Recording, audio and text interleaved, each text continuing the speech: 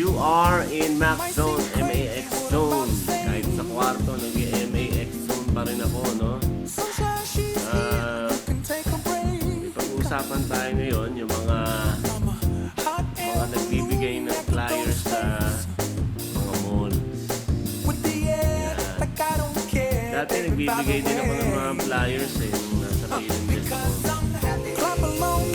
Oo, pero isang linggo ko lang ginawa yun kasi sa totoo lang yung mga nakakapanood nito, insurance ka man o nasa real estate ka, yung mga nakikita yung mga may hawak na payo, hindi ko na kayo papangalanan kasi ang dami nyo. Lahat yata ng SM nandun kayo, puro kayo mga nakapayo. Ano kayo, Bombay? May hawak pang plastic yan. At itatanungin ka, may credit card na po ba kayo? Yan ang mga estilo. Yung mga real estate agent, yung mga tamang nagbibigay ng flyers, dumadaan ka na, hindi mo naman inaabot, talagang dinududod ka sa mukha mo. Yan, ang dami niya dyan. Ito ang good news para sa mga nabanggit ko. Hindi kayo makakabenta. Totoo yun. Wala na, kung dati pa kayong mga agent, siguro nakabenta pa kayo dyan sa mall. O kaya kung dati pa kayong mga kung dati pang panahon yan, may maniniwala pa sa inyo, lalo na yung mga nag-i-insurance.